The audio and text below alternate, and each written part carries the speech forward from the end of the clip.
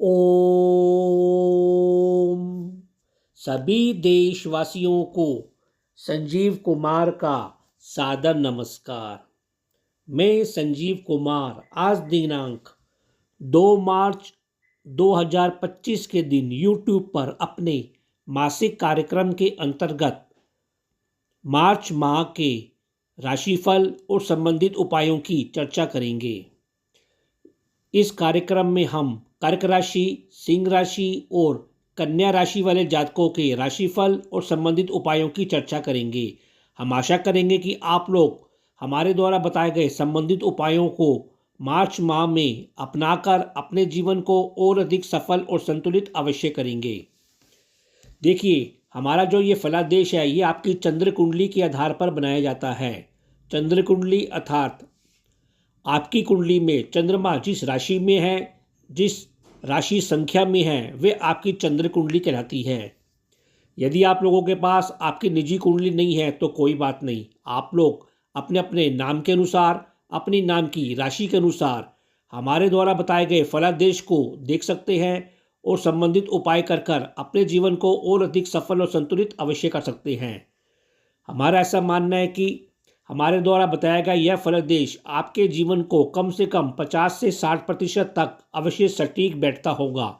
इस बारे में आप अपने कमेंट अवश्य भेजें। यदि आप लोगों ने अभी तक हमारे चैनल MS ज्योतिषलाह को सब्सक्राइब नहीं किया तो कृपया करके हमारे चैनल को शीघ्र ही यूट्यूब पर सब्सक्राइब करें और साथ में लगे बेल आइकन को भी अवश्य प्रेस करें ताकि हमारे द्वारा बनाया गया वीडियो का नोटिफिकेशन आपको शीघ्र मिल सके और आप इस कार्यक्रम को देख सकें। यदि आप लोगों को हमारे द्वारा बनाए गए वीडियो पसंद आ रहे हैं तो इन वीडियो को अधिक से अधिक लाइक करें, शेयर करें। देखिए, कार्यक्रम आरंभ करने से पहले हम आपको बताना चाहेंगे कि मार्च माह में ग्रह गोचर किस प्रकार है।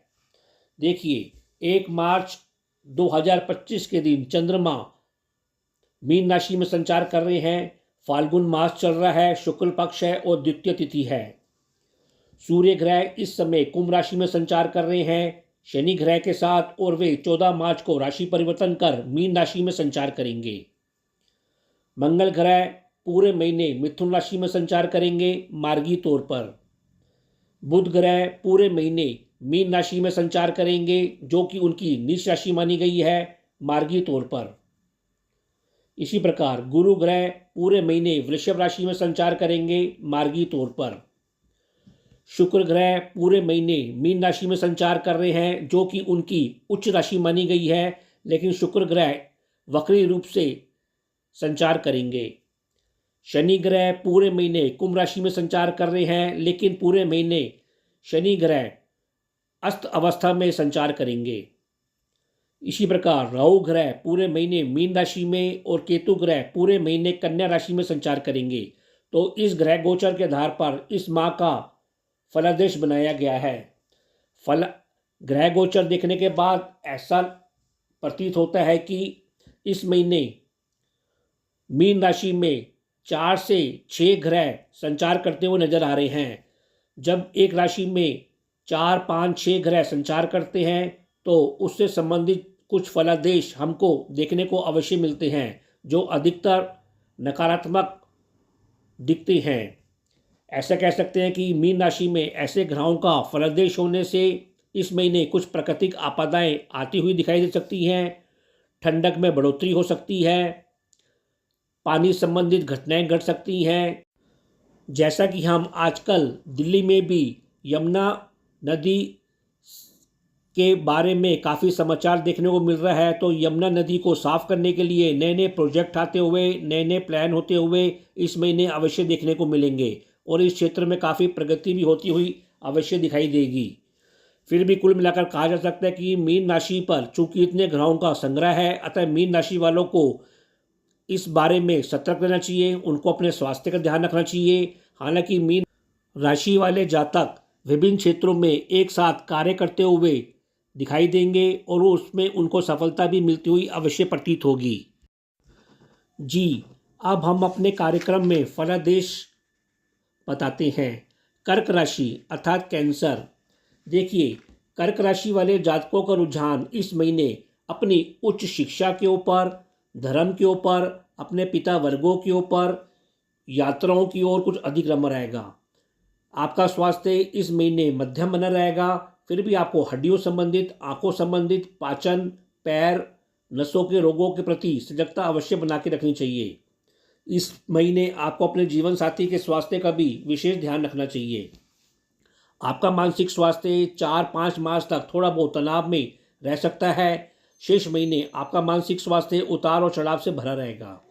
इसी प्रकार आपका आत्मिक स्वास्थ्य 14 मार्च तक मध्यम बना रहेगा, तो 15 मार्च के बाद थोड़ा पीड़ित रह सकता है। आपको इस महीने पिता के स्वास्थ्य का ध्यान रखना चाहिए और सरकारी कार्यों पर मतभेद देने से बचना चाहिए। इस महीने शनि और सूर्य की युति आपके अष्टम भाव में संचार हो रही है, तो ऐसा होने से आपके अपने परिवार के सदस्यों का स्वास्थ्य का ध्यान रखना चाहिए। आप कुछ पूंजी निवेश करते हुए दिखाई दे रहे हैं और आपका व्यय भी बढ़ता हुआ दिखाई दे रहा है।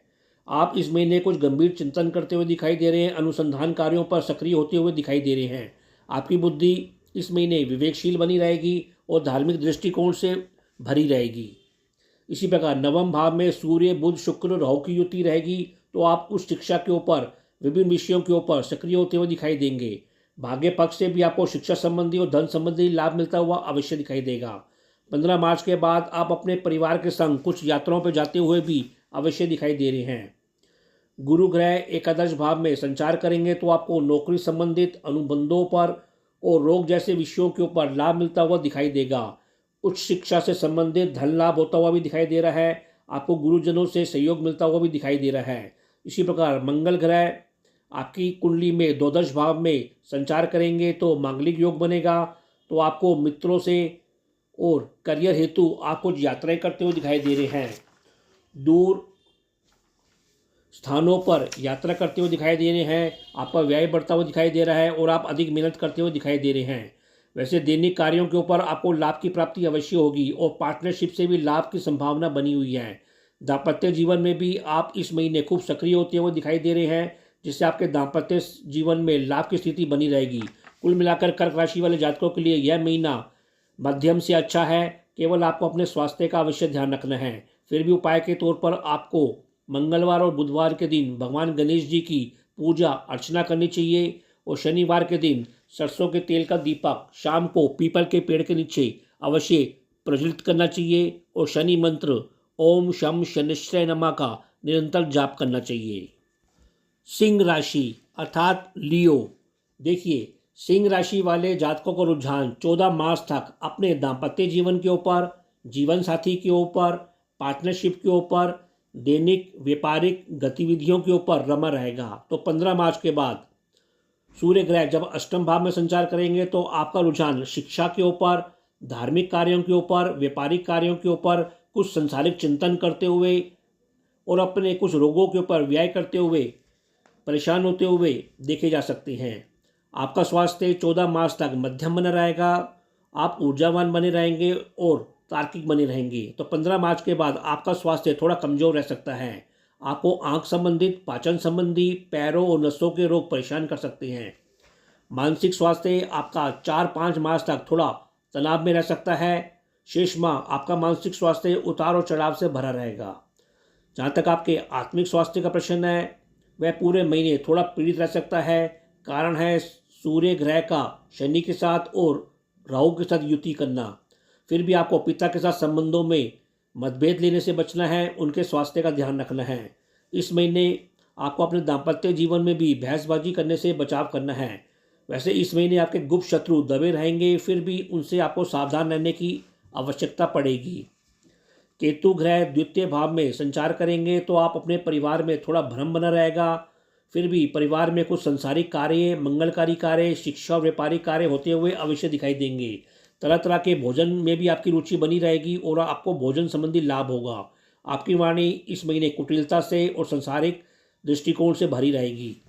शनि और सूर्य सप्तम भाव में होने से जीवन साथी के साथ मतभेद लेने से बचाव करना है। तो दैनिक कार्यों में भी थोड़े विघ्नों के साथ अल्प सफलता मिलती हुई दिखाई देगी। सरकारी कार्यों पर आपको नियमों का इस माह विशेष पालन करना है। वैसे भाग्य पक्ष इस महीने आपका उतार और चढ़ाव से भरा रहेगा।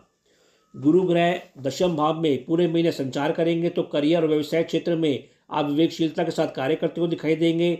धार्मिक दृष्टिकोण से कार्य करते हुए दिखाई देंगे। आप इस महीने कुछ नए नए चिंतन करते हुए दिखाई दे रहे हैं। नए नए तरीक़ों से अपने करियर में, व्यवसाय में कार्य करते हुए दिखाई देंगे। व्यवसाय में आप कुछ नया निवेश करते हुए भी दिखाई दे रहे हैं और कुछ नए कार्य भी व्यवसाय में करते हुए दिखाई दे रहे हैं। वैसे घरेलू क्षेत्रों से आप धार्मिक कार्य और घरेलू क्षेत्र में धार्मिक माहौल भी अवश्य बना रहेगा।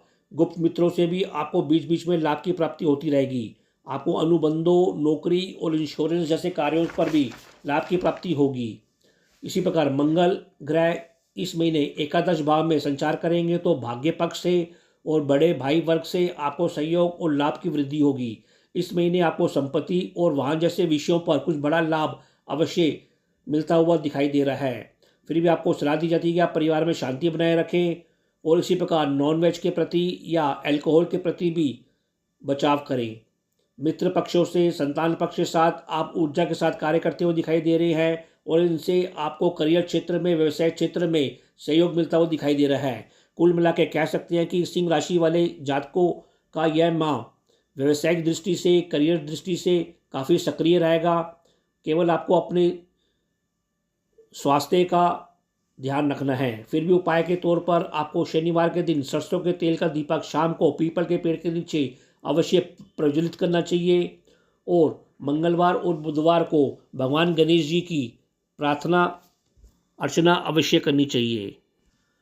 कन्या राशि अर्थात विर्गो, देखिए इस महीने कन्या राशि वाले जातकों का रुझान अपने दाम्पत्य जीवन के ऊपर, पार्टनरशिप के ऊपर, दैनिक रोजगार, व्यवसाय संबंधित कार्यों के ऊपर लाभ की ओर रमा रहेगा।